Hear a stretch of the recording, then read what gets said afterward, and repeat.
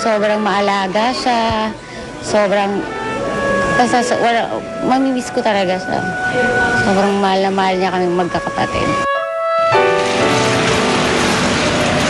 Ilan pang mga veteranong akto ang sumunod kay Rod Navarro.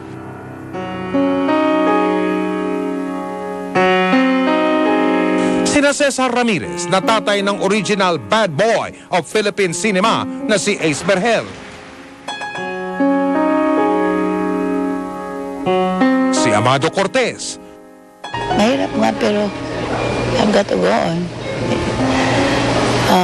Wala man siya pero deep in my heart he's always here inside.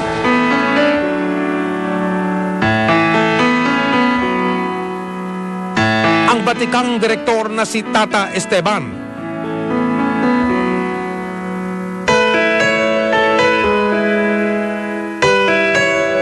Si Oscar Moreno.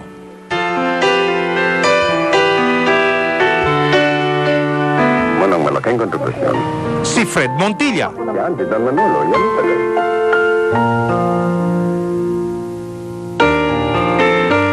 At si Vic Vargas.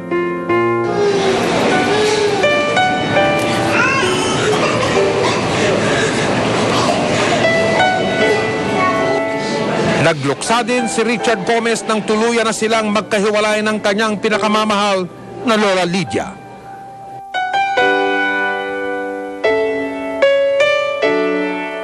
Binibining Pilipinas International is Mistulang farewell walk naman ang pamamaalam ng mga beauty queen na sina Arian Garcia at Sheila Santarin, Maliksi.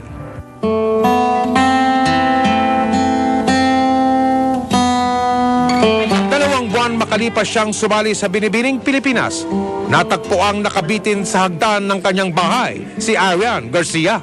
Hindi ko makikita may problema. Parang tingin na hindi magagawa yung ganun.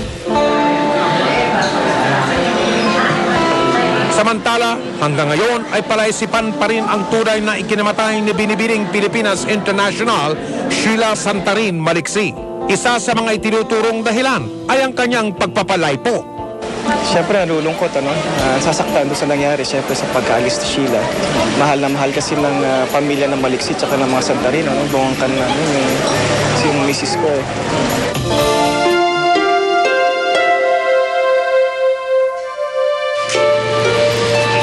Nitong ika-22 ng Disyembre sana mauupo bilang presidente ng Senado, si Senador Rene Cayetano. Pero hindi na siya umabot.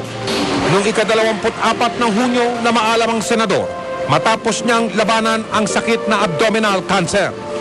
No matter how busy my dad was, he was a father first more than anything. We love you, Dad. And again, pasalamat. Ikinalungkot din ng marami ang pagkamatay ni Foreign Affairs Secretary Blas Ople. Ikalawang linggo ng Disyembre nang bawian siya ng buhay dahil sa atake sa puso habang sakay ng eroplanong patungong Bahrain. Sa edad na 76, nag-iwan ng magandang alaala ang dating senador.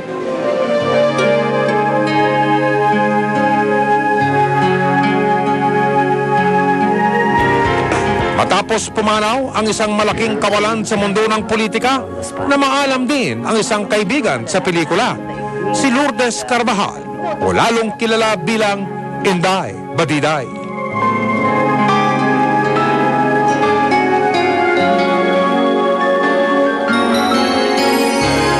Mabait si Inday. I have very nice memories of her. Lahat kami ay nagdarasal sa kapayapaan niya. Kasi actually is a friend and a mother actually sa amin kami nalagyan. Malaking kawalan talaga. Kasi she's like a second mom. Kasi pag kunyari, nagsusumbungan namin ito sa kanya, ng mga tampo sa akin, yun ang nagpapangaral sa akin. So, yun ang nakakamiss.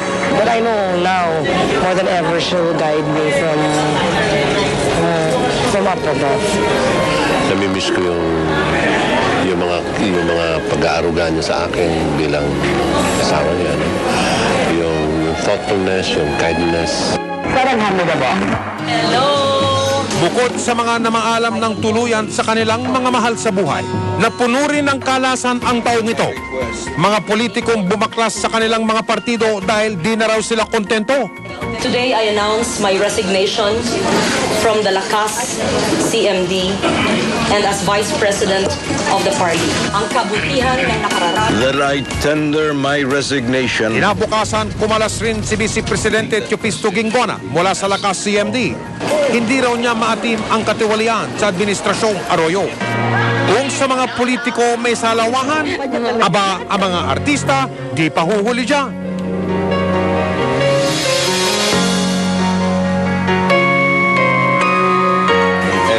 For her mental progress. Kung gaano kabilis nagkainlaban si Raymond Bagatsing at Lara Fabregas, ganong kabilis ang panahon ng kanilang pagsasama bilang mag-asawa. Matapos lamang ang 2 taon, naghiwalay na sila ng landas. Conservative kami. Ang mag-asawang ayaw tantanan ng intriga na tuluyan. Hiwalayang Aiko at Jo Marie pinagpiestahan ng todo-todo. This is the finality of everything. Kumbaga, this is it. Tapos na. And wala na tong take 2. Kaya naman sina Ara at Jo Marie di na naitago ang tunay na mga nararamdaman. Pati pag-inom ng tubig naging sukatan ng kanilang pagmamahalan.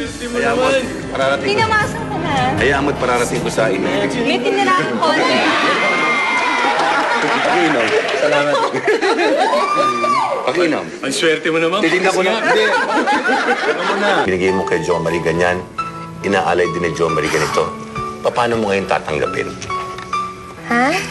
Yan tubig to, hindi to soft Hindi, drinks. tubig lang. Pero na ngayon, diet water.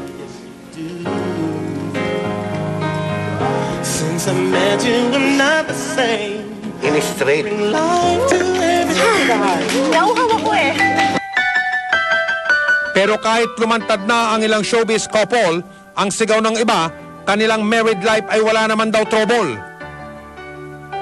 Pero si Pilita Corrales nadulas nang aminin niya noong Setyembre na hiwalay na ang kanyang anak na si Monching at manugang na si Lotlot. They are living apart. They are living on separate houses. Sadyang masakit sa tuwing may luminisan. Kawalan kapag may namamaalam. Pero talaga yatang ganyan. Kailangan tanggapin kung ano ang nararapat. Masakit man sabihin, pero dapat gawin. Paalam na.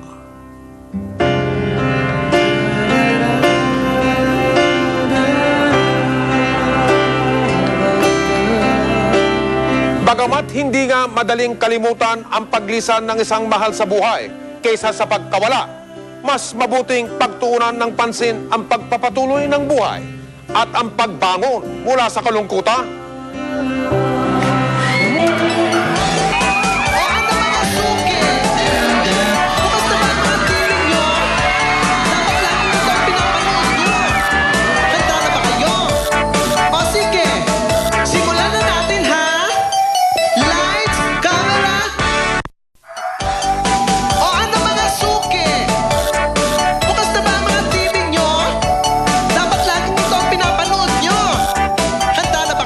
Na patok, di mapigilan ang kasikatan.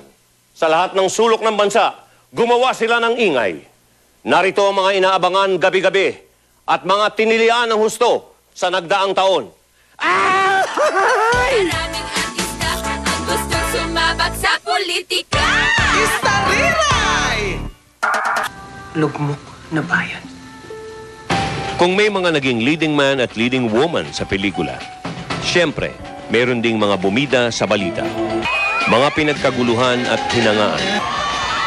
Inidolo ng sambayanan.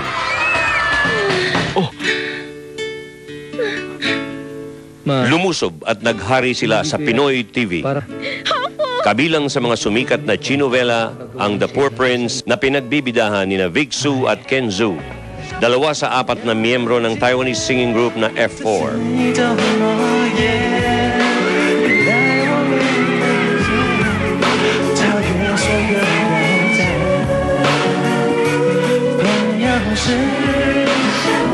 Malakas Malakas ang naging appeal ng F4 sa publiko dahil naggagawapuhan ng mga miyembro nito at nakakakilig namang talaga ang kanilang mga programa.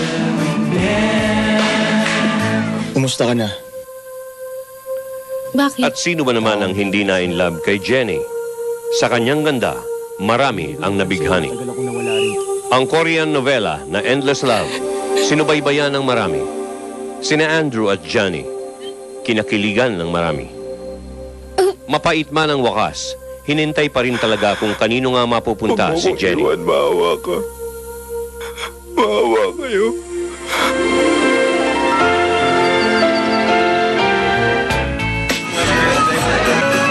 Naging endless din ang pagdagsa ng mga foreign artists sa bansa.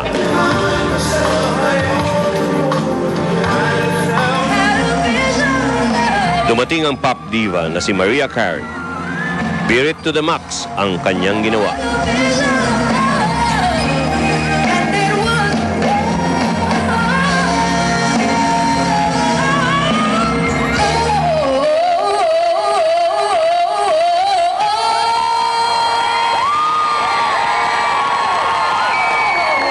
Ang teenage sensation na si Mandy Moore, di rin nagpahuli.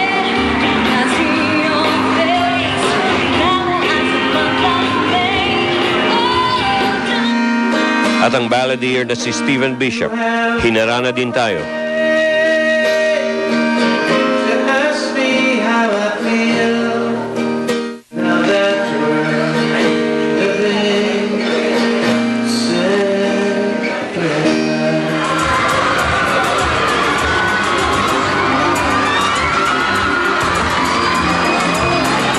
Pero wala na sigurong tatalo sa pagdating nitong si Jerry Yan. Dahil kahit opisina ng Pangulo, labulabog. Mga tao sa Malacanang di magkamayaw sa pagpapapicture. Kahit pa nga nag-walk out ito nung una dahil sa nangyaring kaguluhan. Sa bandang huli, di rin siya nakatanggi sa kahilingan ng kanyang mga fans. Pero teka muna, di lang mga singers ang siyang bumisita dito. Pati ang pinakamatangkad na tao sa buong mundo, naging bisita rin natin. Si Wang Chang, 27 taong gulang, tubong China at may taas na 8 talampakan at 2 pulgada. Bagamat di makaintindi ng salita natin at di rin makapag-Ingles, hit pa rin ang kanyang presence. Sino nga ba ang sa kanya'y di makakapansin? Kung silang mga banyaga, tayong mga Pinoy ay humanga. Paano na ang ating mga pambato? Sigaw ni Pacquiao, trono ko ito. Noong nakaraang buwan lamang, tinanghal na World Boxing Council Featherweight Champion ang boksingerong si Manny Pacquiao matapos niyang talunin ng Meksikanong si Marco Antonio Barrera. Barrera was sort of asking them to do it in an indirect way. Maliban sa titulo, naiuwi din ni Pacquiao ang tumataginting na perang 19 milyong piso. Kaya naman machong-macho ang dating ni Pacquiao nang siya ay dumating. Masaya ako dahil sa suporta ninyo. Sana huwag kayong magsawang susuporta sa akin. Maraming salamat.